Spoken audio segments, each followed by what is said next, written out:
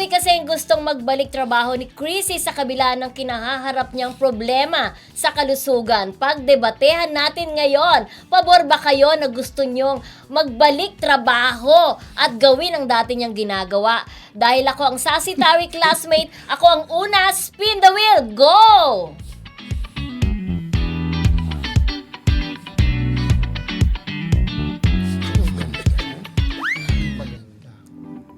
Yan, so pabor ba? Parang pabor ba kayo magbalik trabaho si Chris Aquino kahit may problemang kalusugan? So ang nabunot ko, Ay, pabor! pabor!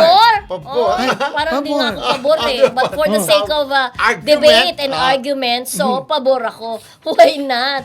Siguro mag-studio na lang siya sa loob ng bahay. Hindi niya na kailangan pumunta sa studio. Marami naman kasing shows na pwedeng work at home lang.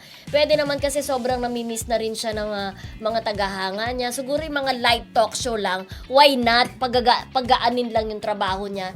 Hindi na kasing bigat tulad nung dati. So hindi ko na pahahabain yung answer ko ha, Rodel. Yun na yun. Okay. Oo. Dala ko na ang next. Huwag nang pahabain pa.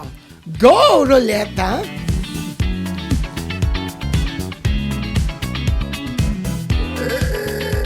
Ayun! Ang nabunot ko ay ano yan? Hindi pabor. Oo. Kala ko nagkapalit. O, yun na lang. Hindi ako pabor. Alam mo, talagang dapat mag-focus pa si Cristeta sa kanyang kalusugan. Pag talagang magaling na talaga siya at saka siya bumalik sa trabaho. Anyway, may sinabi ka kanina, dapat kahit sa bahay lang, yun ang nga lang ang gusto niya dahil mag-vlog lang daw muna siya, kahit doon muna. Tapos may interview siya, hindi siya kailangan pumunta sa studio or aalis ng bahay, ganon. Pero ako, sa totoo lang, wag muna talaga kasi mahirap di ba? Paano kung biglang lumala na naman yung sakit, di ba? Di pa ni bagong problema. Pero minsan yung na. happy feeling parang yung Nakakagaan. nagpapalakas ng tao, Correct. diba?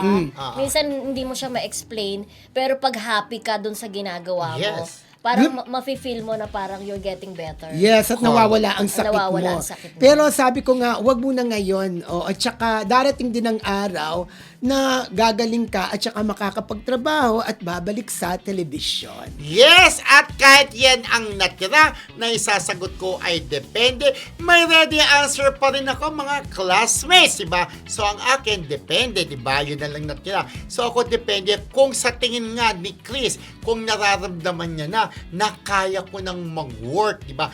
At kung sa advice din ng kanyang mga doctors na, sige Chris, sa tingin namin, pwede ka nang mag-work. Itay mo, pero yun nga, doon na lang sa bahay. Dahil sabi nyo nga rin dalawa, tama sa bahay, hindi na pupunta sa studio pa, kung saan man, para magbiyahe-biyahe pa, matatag-tag-tag yung katawan ni Cristeta. So yun, depende kung kaya na talaga sa tingin niya ng kanyang katawan at sa advice din ng kanyang mga doctors. Pero ako talagang gusto ko na rin mapanood si Chris Aquino yung pagputak-putak yung pagiging talk show. Putak-putak talaga. Hindi kasi di ba nakakamiss siya kasi kahit taklesa siya, ang sarap niyang panoorin si Chris Tama. Aquino. Pero syempre number one na kailangan natin ay ipagdasal po si Chris na tuluyan na siyang gumaling. Okay.